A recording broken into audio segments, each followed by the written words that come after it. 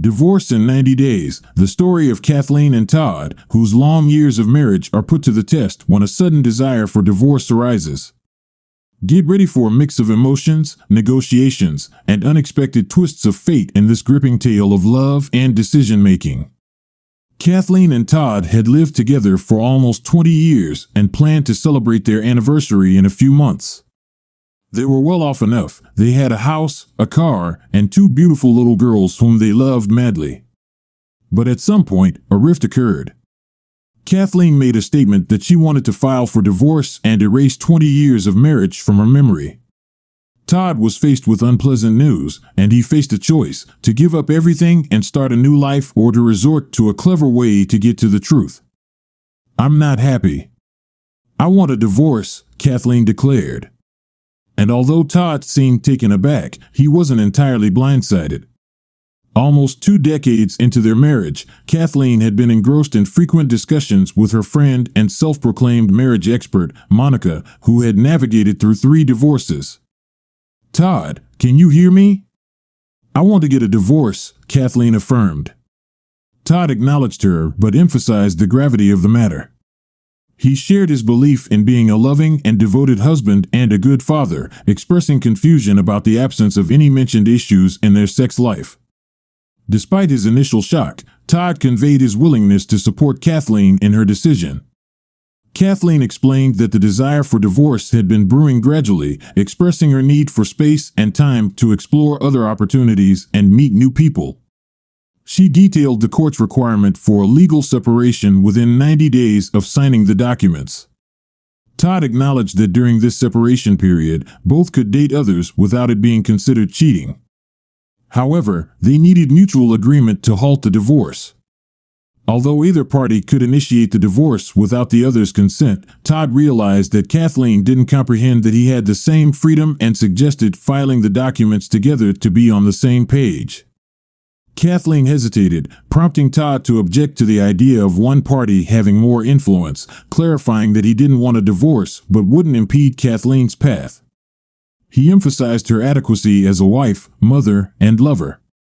Despite Kathleen's assurance that her quest for more stemmed from her own inadequacies, Todd pondered the situation silently. He inquired about her progress with legal matters, and Kathleen revealed her plan to engage Junior Lewis, who had handled Monica's divorces. Todd, disapproving of this choice, disclosed his intention to involve his cousin Sally. Todd proposed a 2-step preparation period for the divorce, aiming to commence their separation on the 1st of the month. Kathleen questioned the need for actions before the separation, and Todd clarified that the purpose was to simulate post-divorce life during the separation. Kathleen's resolve wavered, prompting Todd to suggest planning everything in the kitchen over coffee. With these words, Todd exited the room. Todd left the bed and made his way to the kitchen, leaving Kathleen lost in thought. When Kathleen reached the kitchen, she found Todd already boiling coffee and jotting down notes. "Okay," Todd began, "there's so much to consider. It's hard to decide where to start. I think we should talk about the kids first." Kathleen, puzzled, asked, "What do you mean?" "We'll have to let them know what's happening," Todd explained, "and make sure we both say the same thing.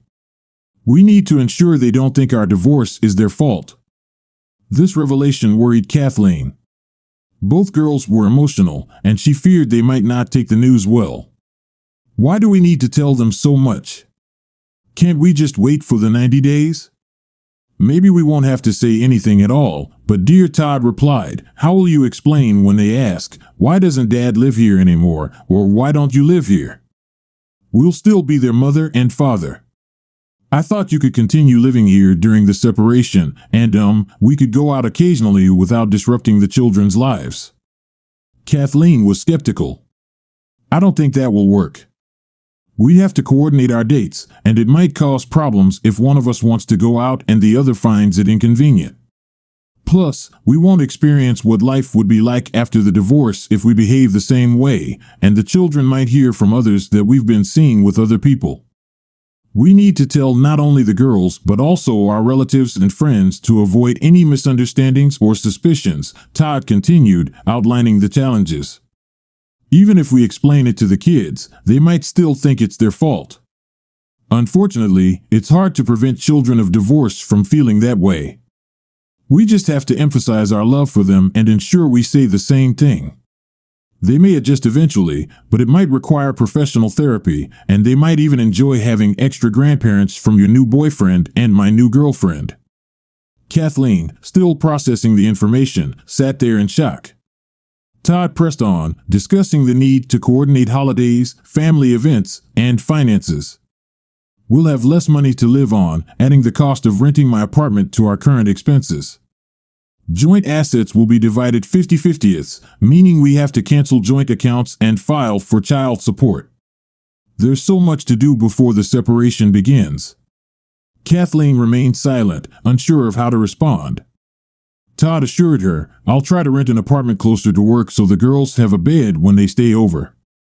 Visitation standards usually include weekends and every other major holiday. I'll be as much a part of their lives as possible, but you and your boyfriend should be willing to share some responsibilities. Weeknight visits may be challenging given school schedules. He continued, if I find someone else, she might have kids too, and I might have to assist them with homework and extracurricular activities. And there's also the challenge of managing clothes and toiletries in two places. School transportation poses an issue since their school may not be on a bus route. It's a disruption to our routine, and it won't be easy for any of us.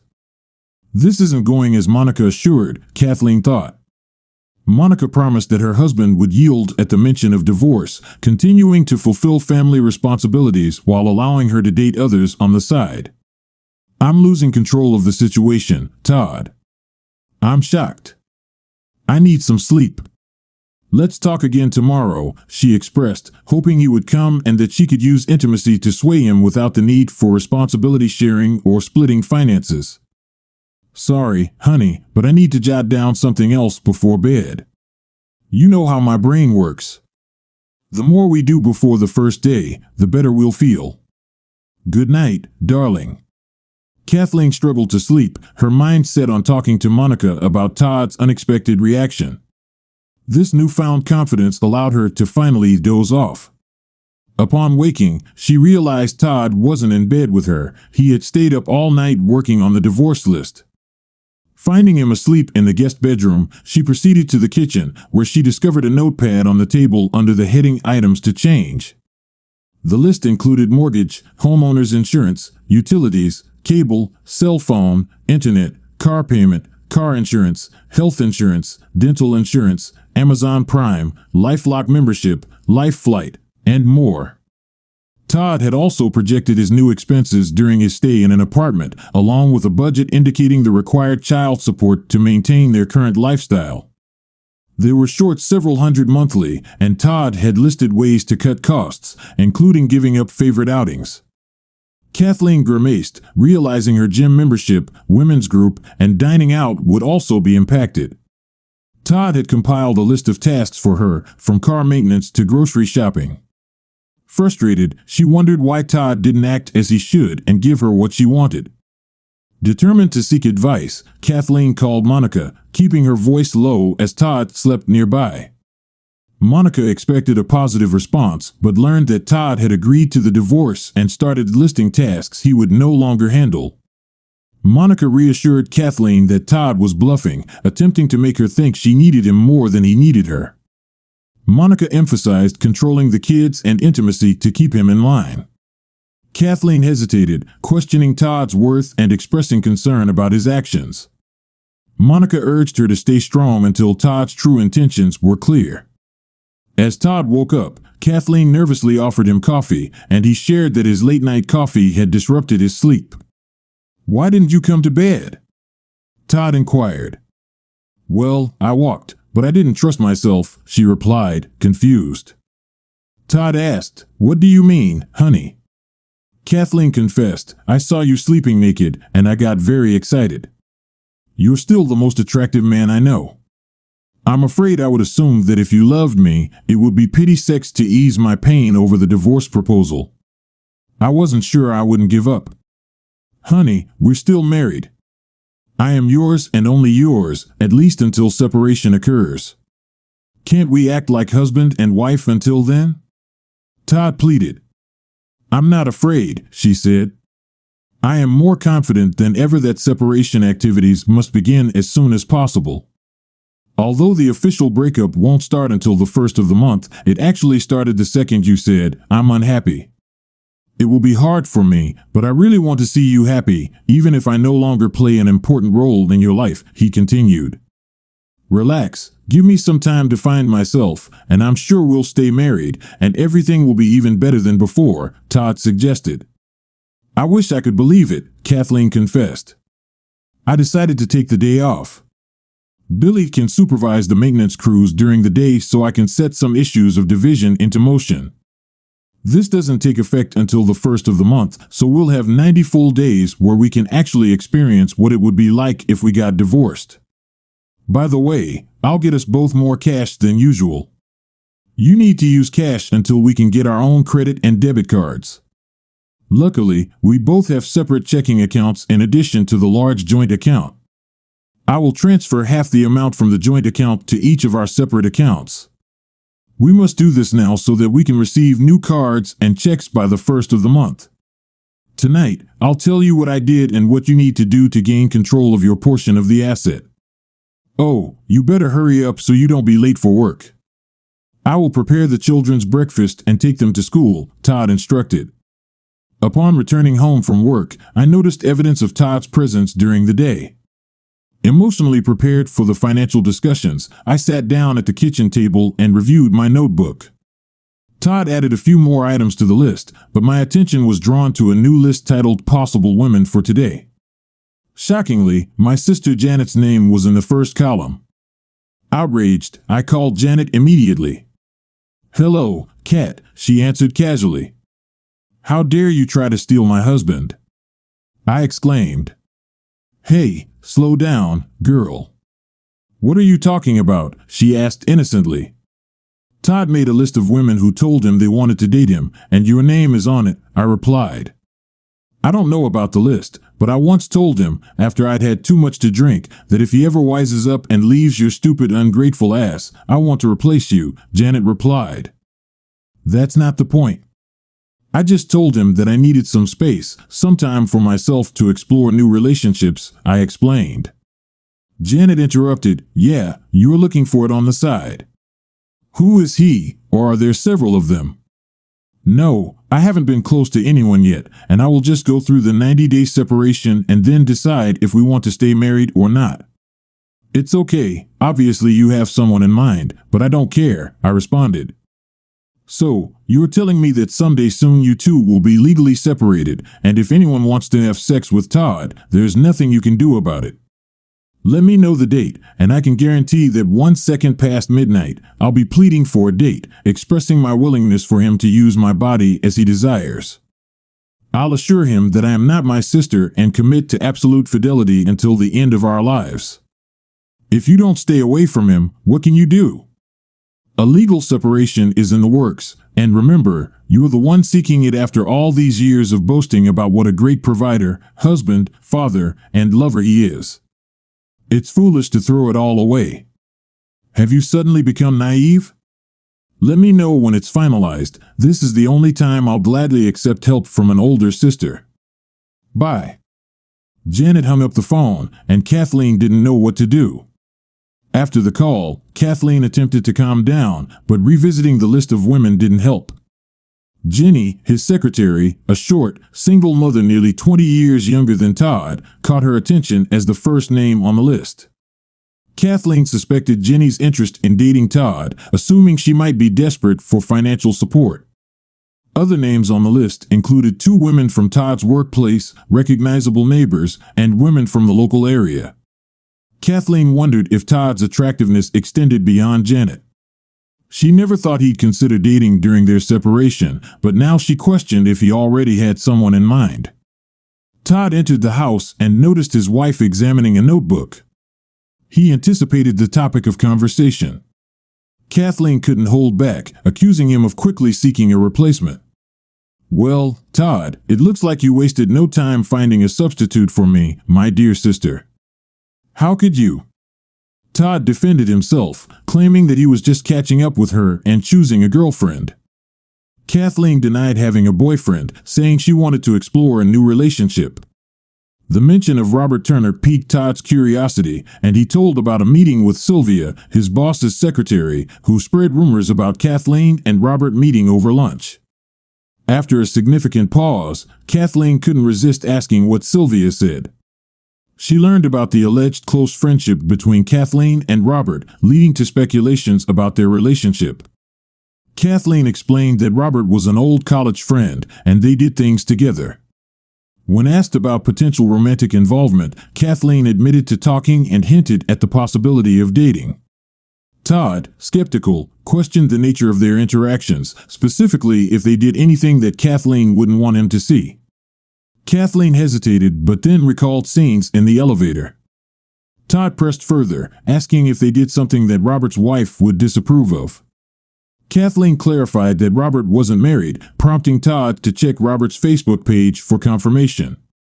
After finding information about Robert's marital status, Todd confronted Kathleen with the details. Kathleen suggested that the information about Robert being divorced might be outdated, pointing out that the website had been updated just 3 days ago. She questioned why he wouldn't mention such a crucial detail about his marital status and brought attention to his wife's recent message expressing excitement about reuniting with Robert and their sons after the high school baseball season. Amidst the tension, Kathleen swore that Robert hadn't disclosed his marital status, emphasizing that she wouldn't do anything to jeopardize anyone's marriage. However, her husband pointed out that she seemed unfazed by the prospect of ruining her own marriage. Silence hung in the air, and Kathleen knew she needed time to think. While Robert was a significant reason she wanted to end things, she couldn't let Todd discover that, downplaying Robert's importance. She mentioned he was just one of several men she might be interested in dating, and she could make a list just like Todd did. Realizing an important detail, Kathleen remembered that if they decided to remain married after the separation, they needed to exchange medical reports to ensure they were both free of sexually transmitted diseases. Todd tried to caution her, stating it wasn't just about her, but also about the potential partners and their histories. Despite Kathleen's frustration, Todd subtly enjoyed tightening the nuts, changing the subject. Todd revealed his efforts to facilitate the separation process. He had tasks lined up, starting with handling bank and credit card accounts for easy access to money. He assured Kathleen that matters like the mortgage and utilities would be resolved in the coming weeks. On a positive note, he shared news about a 2-bedroom apartment at the Royal Arms where his secretary, Jenny, worked as a night manager. He explained that becoming an apartment maintenance specialist could secure a 50% discount on rent, providing more financial support for Kathleen and the children. Todd acknowledged the 90-day time frame and suggested that if Kathleen played her cards right, she might consider returning. Kathleen hadn't signed the lease yet, and Todd reassured her that there was time. Steam seemed to pour out of Kathleen's ears as she bit her tongue, refraining from expressing her thoughts. Todd continued without waiting for her response, mentioning Jenny's interest in him and her proposal to go out despite the age difference. He politely declined due to workplace rules. Kathleen's frustration grew, but she kept her thoughts to herself as Todd moved on to share more news. "I have something that you will really like. I've booked 2 tickets for a 10-day vacation to Hawaii," Todd said, showing off the surprise he had saved for their 20th anniversary. Kathleen's mood immediately brightened, and she expressed her long-standing desire to visit Hawaii. She was thrilled at the prospect of lying on the beach and swimming in the ocean. Todd's memories, however, my response was not as enthusiastic as hers. "We're not going to Hawaii," I stated, recalling her request for a divorce. I explained that when I attempted to cancel the tickets, I could only get a 20% refund. Despite this setback, I thought the trip could still be a dream come true for her, even if not with me. I suggested changing the tickets for her and another person to be named later, emphasizing it could be a rewarding start to a new relationship. Kathleen, disappointed, proposed postponing the separation, canceling the trip, and rekindling our relationship. I, however, had thought deeply about it and expressed my doubts about returning to a possible divorce scenario. Even if she called off the divorce, I believed her initial desire for divorce and my imagination of her with Robert would linger, making it difficult for me to be happy. Despite her plea, I confirmed my decision to proceed with the divorce. Kathleen was devastated and turned to her friend Monica for support. In the conversation, Kathleen shared the distressing situation with Monica, including my giving her the Hawaii tickets but refusing to go with her. Monica, recognizing my manipulative tactic, assured Kathleen that with her appeal and charm, she could find a new partner and still maintain a family feeling betrayed. Kathleen vowed to make me pay for my actions. Monica, providing insight into my scheme, encouraged Kathleen not to give up. When I returned downstairs with some luggage, Kathleen accused me of pretending to move out. I explained that I was only bringing a few things to the apartment gradually, per Jenny's suggestion. Noting the change in Kathleen's mood, I guessed she had consulted Monica. I cautioned her against relying on a divorce expert like Monica for marital advice. However, Kathleen defended Monica, claiming she had her back and mentioned the Hawaii ticket situation.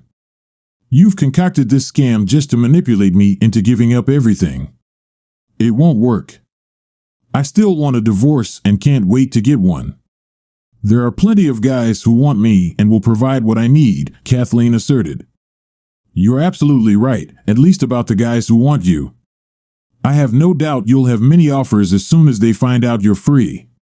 I've always considered myself the luckiest person in the world to have such a beautiful woman like you, an amazing partner in raising children, and until recently, such a faithful wife and lover. You were wrong about the trip to Hawaii, and I can prove it. All you have to do is call Lois Simpson at Flightright Travel Agency," I said, picking up her phone and calling. "It's Todd Sinclair again. Lois, my wife is talking to me on speakerphone. You can tell her about the trip. Todd, I'm so sorry you can't go. It sounds like you really wanted to surprise your wife and enjoy your vacation. What questions did you have, Mrs. Sinclair? Tell me exactly what this so-called trip includes," Kathleen growled. "This is our 10-day trip to 2 islands, our most popular. Hotel, food, transportation, hula classes, luau, tiki dancers, surfing, swimming, dancing, all in a romantic setting. He first called about 3 months ago, chose this particular trip 2 months ago, and paid for it 2 weeks later. Yesterday, he called to cancel the order, and I refunded 20%. He said to go ahead and you'll find someone else to go with you. That tells me what kind of husband he is.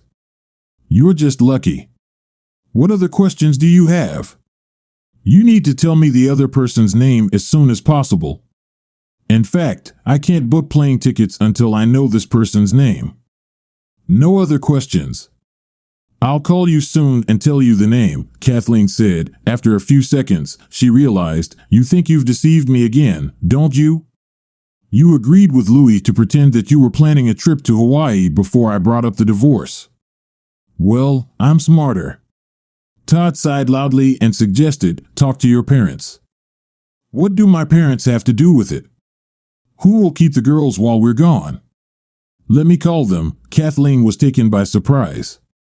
"No, you don't have to do that." "I need a little time to think," Todd replied. The call was answered by her mother. "Kathleen, how are the girls? Glad to hear from you." "Hi, Mom," Kathleen said hesitantly. "Hi, Mom, this is Todd. We're talking on speakerphone." "Wait a minute, I'll call your father too." "Harold, this is Todd and Kathleen." "Answer the phone, honey." "Hey guys, what's the matter?" said Harold, joining the conversation after Kathleen didn't say anything. Todd spoke up. "Kathleen knows now, so you don't have to keep it a secret. Son, we're very sorry that you cannot go. You didn't tell us why when you called this morning. I hope it's not a disease when you called and said we wouldn't babysit the girls while you were in Hawaii since you weren't coming. It was disappointing because we were looking forward to. We had the girls with us for 10 days, and we felt sorry for Kathleen because you couldn't join her. We know how much she would have loved this trip with you. Have you decided who to take yet, Kathleen?" "Not yet, Mom. It'll be tough for whoever stayed. How long has it been since Todd talked to you about going to Hawaii? I'm not exactly sure, Harold. Do you remember? I think it was around New Year's, wasn't it?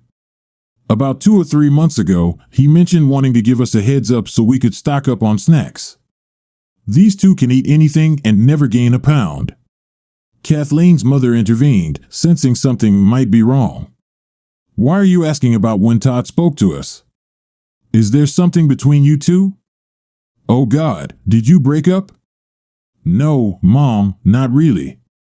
We kind of decided that we needed some space, some time away from each other to recharge the marriage battery and then maybe get back together. I won't lie to my parents, they have always been honest and open with me.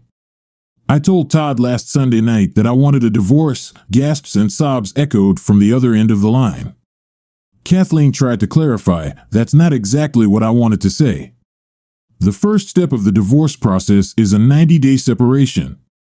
I wanted this time to find myself, explore new opportunities, and prove myself to become a better wife and mother. And this is my daughter speaking. I know liberal lies when I hear them, Kathleen. Do you have a boyfriend on the side? No, Dad, not at all, sir. I can't believe you could do something like that. We raised you better. I'm so disappointed. Don't expect us to be polite to your new man, Todd. We're so sorry. At least promise us you'll let us see our grandchildren after the divorce. Before Todd could respond, Kathleen, sobbing, interrupted. Todd has blown this whole thing out of proportion. I take my words back. No divorce, no separation. I'll talk to you later when everything calms down. You need to pull yourself together. The girls will be home soon. Where are you going? I don't want a divorce. You don't have to go anywhere. You unilaterally declared you wanted a divorce without talking to me first. Now you think you can unilaterally declare that we won't get divorced because things aren't going the way you planned. You don't seem to understand that I have a voice. After what I've learned about you over the past week, I'm not sure giving up on divorce is a good idea. I'll take a sleeping bag from the garage and stay in the apartment for the night. Todd, please don't go. I'm sorry. You said it was okay before I mentioned wanting a divorce. Can't you just forget about it and go back to the way things were? You said you were happy. I was happy, very happy, but I can't forget how you said you were unhappy and how you planned an affair with Robert. As I said, you have already committed adultery. Sally told me that drafting the divorce papers would be easy, as these were standard terms. She could probably get them tomorrow. I won't sign them. It doesn't matter, she just has to make sure you're officially served. I think she might do it at your job, so there will be a lot of witnesses, maybe even Robert. Deserves a claim for alienated affection. Consider serving your boss for violating company policy, though it might mean both of us losing our jobs, but that seems extreme. What I really need is for you to be there for the girls after the divorce. I'll just talk to Robert's wife, that should be enough payback for him. Why are you being so harsh? I love you, and you love me. Can't we find a way to make things right? You said divorce would be painful for both of us. Don't you want to avoid that pain? I promise never to bring up this divorce mess again. Please stay and let's work through it. Tears rolled down Kathleen's face as Todd stood still in silence. She hoped she had made an impression. I'll tell you what. I'll take my suitcase and sleeping bag to the apartment. Write down a few things. Your words and actions hurt me more than you know. If your answers are what I'm looking for, I might consider calling off or at least postponing the divorce. I'll be back at 7 o'clock. You might want to send the kids to their parents or friends so we can talk freely. Thank you. What should I write first? I want you to beg. Not just beg, but beg me to forgive you. Second, tell Robert not to contact you again. If he persists, tell him I can file a lawsuit against him and your company if he doesn't comply. Third, list all the reasons why I should consider staying married to you. Finally, call Monica and tell her you never want to talk to her again. I can't stand the thought of hearing her name. Do you understand what I'm asking of you? If you want a chance for us to stay married? Yes, dear, I think so. I'll do everything and be ready by 7. Fine. See you at 7, Todd said as he took his suitcase and left. Kathleen stared at the end of the list, rehearsing what she would say to Monica. Listening to you was the worst decision I ever made. Because of you, I almost lost everything dear to me. Never contact me again. No calls, texts, emails, or even thoughts. If you see me in a store or restaurant, leave or I may not be held accountable for my actions. Kathleen was surprised at how good she felt after finally standing up to Monica. She then reached out to Robert, passing along the message as instructed by Todd. The experience of listening to Robert plead for a final meeting at the motel, resorting to name-calling and questioning her prowess as a lover, was unpleasant. To silence him, she warned that her husband could contact his wife if he continued causing trouble. The expectedly challenging task of compiling a list of reasons for Todd to want to stay married turned out to be surprisingly straightforward. Liberated from the desire for more than what she had with Todd, she reflected on the joys in their life together, creating an impressive list. Feeling confident, she believed this list would impress Todd, allowing her to ask for forgiveness for her previous foolish, selfish, and arrogant actions. By 7 p.m., Kathleen was ready and confident. However, her worry grew when Todd returned without luggage, his expression unchanged since leaving that afternoon.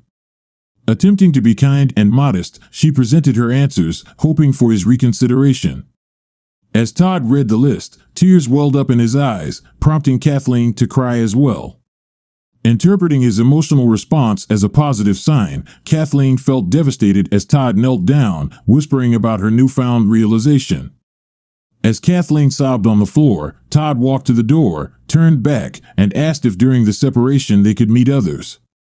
Struggling to compose herself, Kathleen managed to agree, overwhelmed with emotion. Seizing the opportunity, Todd surprised her with a date proposal for Friday night, a dinner and a movie. Astonished, she asked if he was asking her on a date. He acknowledged the damage to their old relationship but expressed hope for a new chance. Overjoyed, Kathleen stood up and rushed towards Todd, enthusiastically accepting the invitation, believing in the possibility of a fresh start for them. The story of Kathleen and Todd makes you think about the complexity of family relationships and how quickly life can change. The emotional twists and turns and the challenges faced by the characters make you reflect on the importance of communication, understanding, and decision-making in relationships. Story 2. 3 years ago, a woman named Virginia cheated on her husband, Gerald. At that time, they had been married for 12 years and had a daughter. The wife started a secret affair and distanced herself from her husband. He began to suspect something and installed video surveillance at home and later hired a private detective, but to no avail. By that time, his wife seemed to understand everything, and after that, they were happily married for 3 years, which resembled a fairy tale until old feelings awoke in Virginia. She didn't get better. Hi, my name is Gerald, and together with my amazing wife, we have overcome 15 years of marriage. These were years full of achievements, but my daughter, Deborah, turned out to be the most valuable to me. I am ready to do anything and even more to ensure her happiness and well-being. At first glance, our life seemed fabulous: a house, several cars, high-quality clothes, and groceries. Everything I dreamed of as a child became a reality, inspired by the example of my parents who were everything to each other. But I said that our life was perfect exactly as now everything has changed, and I'll tell you why. 3 years ago, I began to suspect my wife of cheating. Her attitude became cold, the words "I love you" sounded mechanical, and there were almost no events in bed. She was often confused about whether she was at home or not. All this created a strange cocktail of misunderstandings. Then I thought it was my paranoia, wrong assumptions. How could I even think that my wife was cheating on me? It was stupid, unwise. Everything was blamed on depression, which could well happen to anyone. But now it's becoming clear that I was a fool to let these excuses overshadow reality. 3 years ago, the drama began, and now everything has turned into a big tragedy. It recently turned out that 3 years ago, my wife, Virginia, cheated on me with some Justin. Their affair lasted for several months, after which Virginia, as if nothing had happened, decided to return to our family life. I found out about this by accident, looking at my wife's Instagram page, where she posted a photo in a swimsuit from our vacation in California. The photo turned out to be a like from a man named Justin, who was not on her list of subscribers. A coincidence? Unlikely. This Justin turned out to be the one who invited my wife to dance. Fate, isn't it? Scrolling through his photos until 2020, I discovered that at the time when my wife and I were having problems in our relationship, she liked his photos. Everything seems to be coming together, and I'm starting to realize that all my suspicions 3 years ago, it would seem, are not so unfounded. If I had known about her cheating back then, I probably would have filed for divorce long ago. And now, when everything comes up with a new force, I wonder if Virginia may have been cheating on me all these 3 years.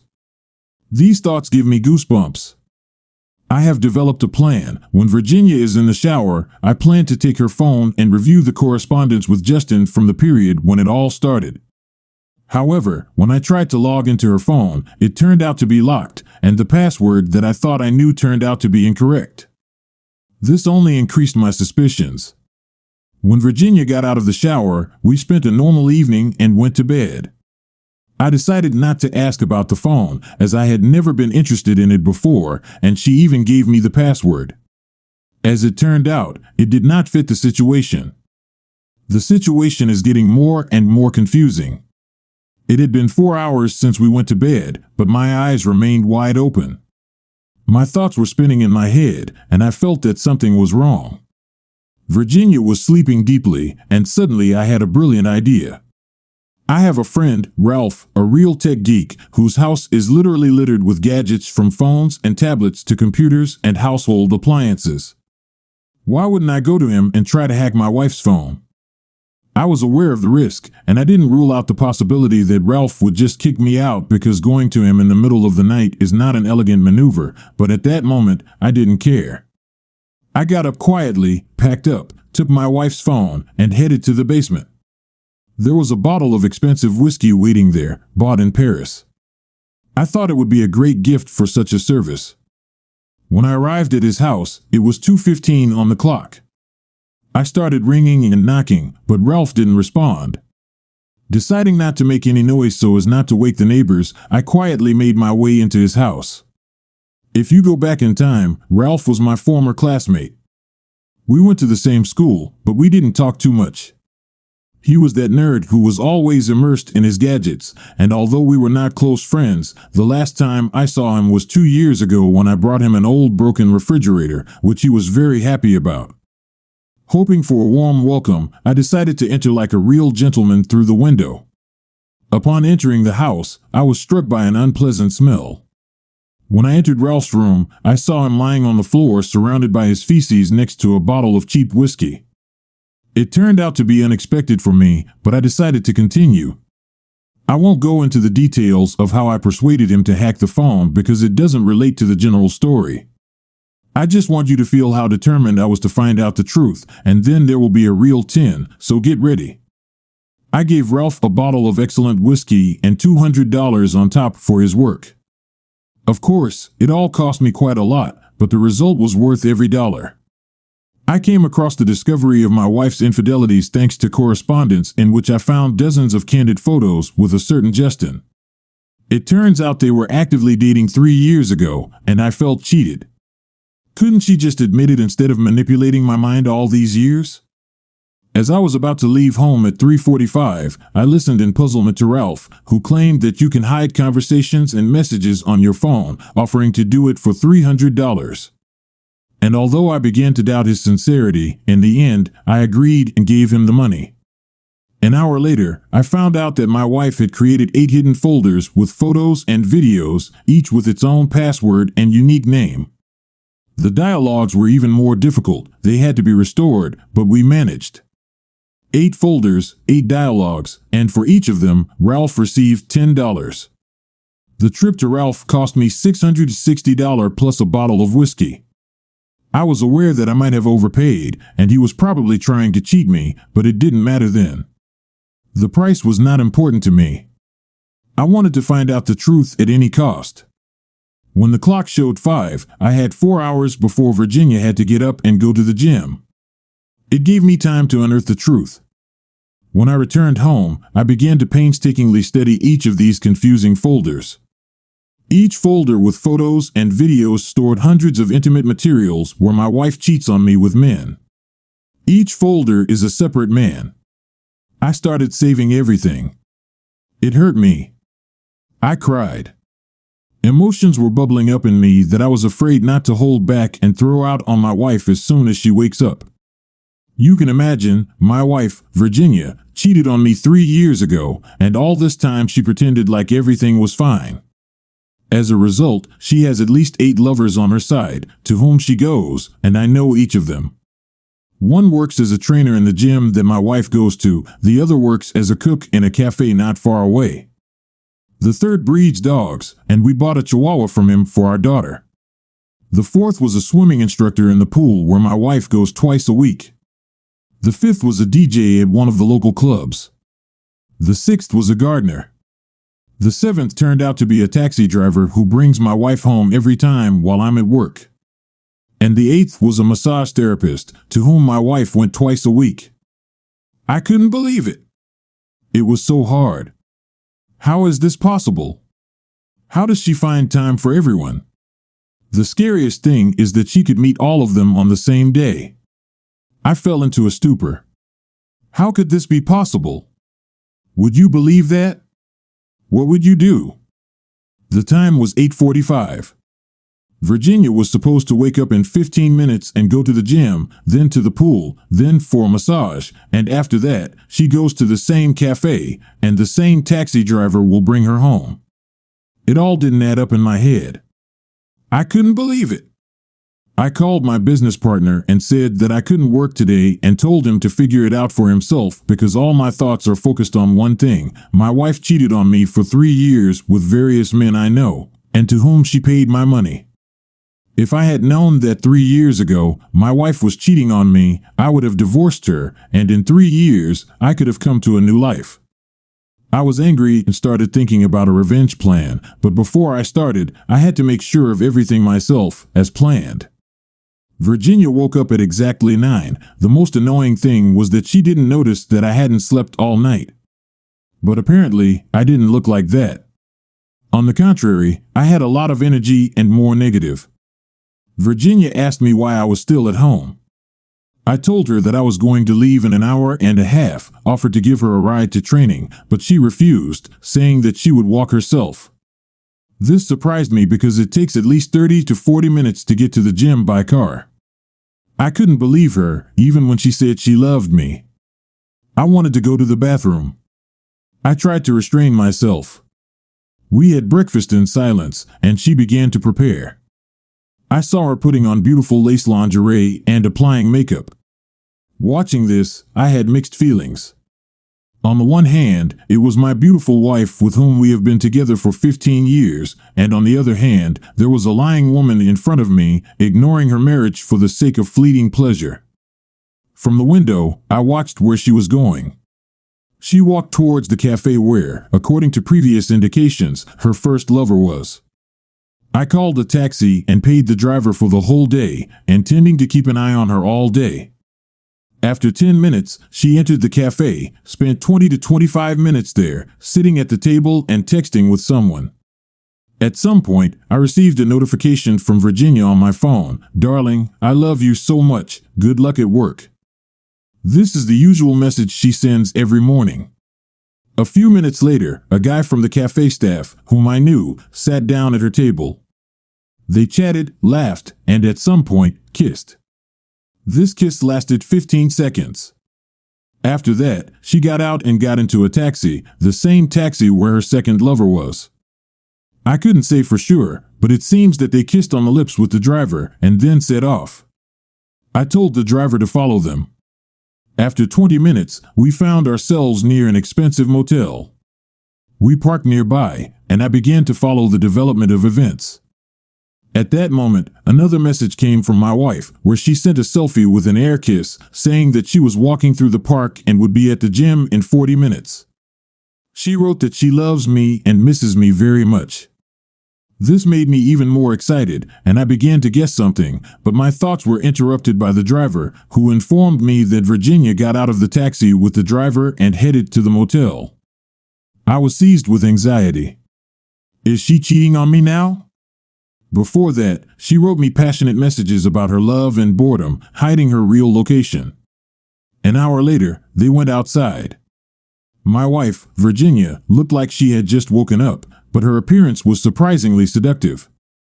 These painful thoughts about possible betrayal distracted me, but I decided not to give them free rein. Then they went to the gym. She spent a little over half an hour there, although her workout usually lasts an hour. This made me suspicious. Maybe she was spending time with the coach. 20 minutes after she came to the gym, I received a message about how wonderful her training was and how she missed me. Yes, I really need to sign up for the gym to get in shape, but that will all be when my business can work without me or with minimal participation. Actually, the fact that I miss a working day can destroy what I've been building over the last month in the company, so I risk a lot with this surveillance. But I need to finish the job. After training, a taxi driver was already waiting for her. She left, presumably for a swim, where she spent much more time than she had planned. Meanwhile, she wrote to me that she was going to cook dinner and offered to buy good wine. It was all embarrassing. Remembering past moments, I realized that every time she was going to cheat on me, she wrote me friendly messages. It was devastating for my trust. I decided not to wait any longer. When I got home, I found that my daughter, Deborah, was spending time with her friends, throwing a party. Knowing that Deborah was my main concern, I couldn't let Virginia raise her. I immediately decided to divorce by contacting my lawyer. I didn't have to share the property. The main thing was my daughter. I have formulated a plan to make Virginia aware of the consequences of her decision. The first thing I did was call my doctor friend, to whom I told the whole situation in detail. He would have to recognize my wife as insane so that she would be deprived of parental rights, because only then would I be able to take my daughter for myself. I had a lot of connections, so it wouldn't be a problem. I also started sending files with video and photo evidence to all her relatives, parents, brothers, sisters, so that all her loved ones know what she does. Her parents are religious people, and the fact that their daughter, being married, is dating 8 men at the same time will make them happy, and they will support me. In addition, I managed to find out that the men my wife dated had families. That is, they were also criminals who should have gotten what they deserved. I wanted to break off at some point and go to everyone to talk to them personally, let's say, but I held back. I realized that if I wanted to be right, I had to control myself. Therefore, I decided to cooperate with all of them to bribe them. Ralph, who helped me hack my wife's phone, sent each of them anonymous messages with an interesting suggestion. Each of them will have to testify in court that my wife is inadequate, that she blackmailed them, and had outbursts of aggression. In return, each of them will receive $5,000 in cash, and then no one will disclose their affairs to their families.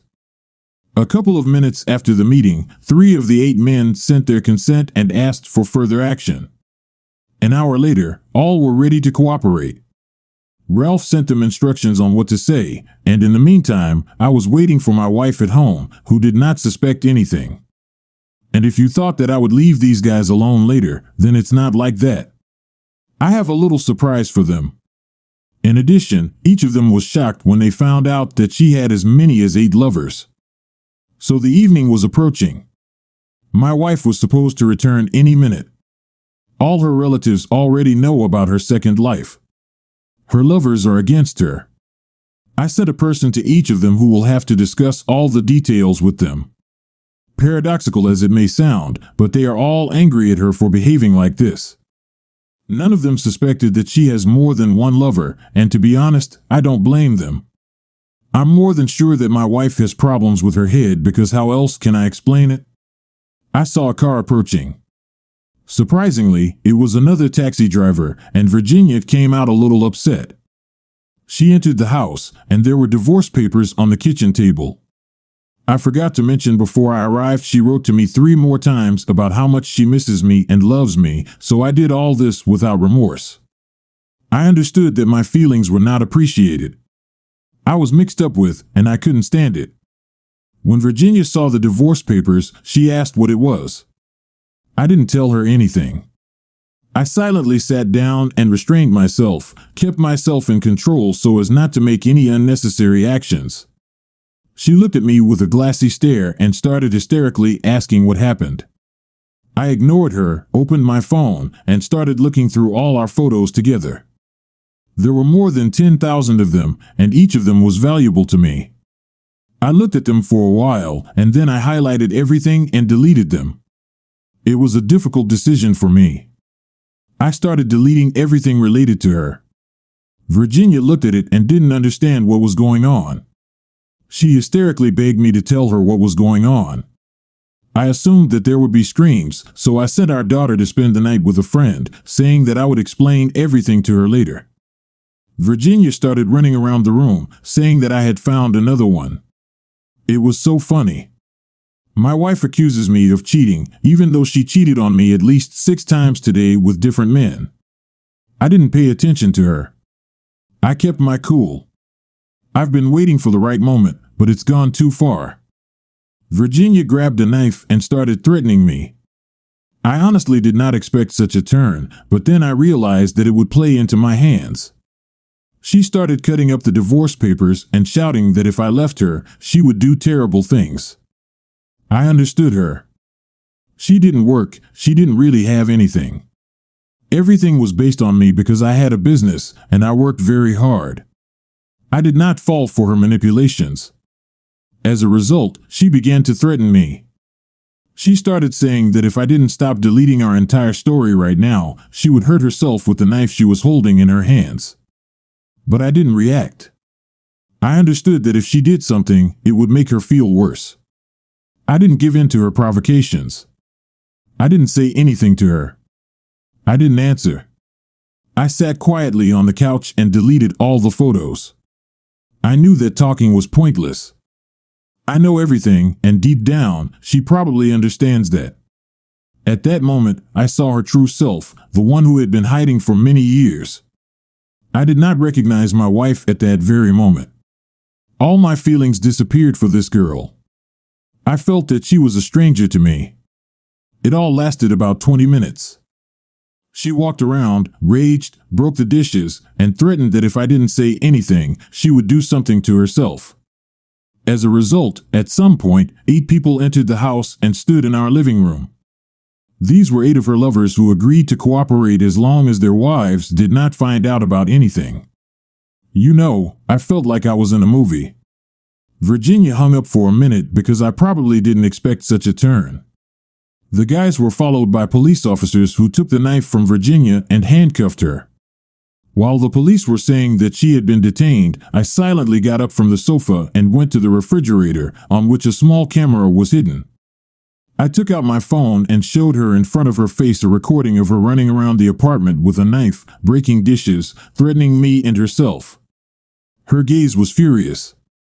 By that time, I had already filed a Virginia insanity plea so that I could pick up my daughter without any problems. I brought her lovers into the house so that they could see what kind of woman she really was and that they were wasting their time on her. Virginia was taken away for a medical examination, and I began to pack my things at home. 3 months later, all the trials were over. I did not pay the guys a cent, and they did not become indignant because they themselves understood that they were doing very badly. I managed to get full custody of my daughter, and Virginia is undergoing compulsory treatment.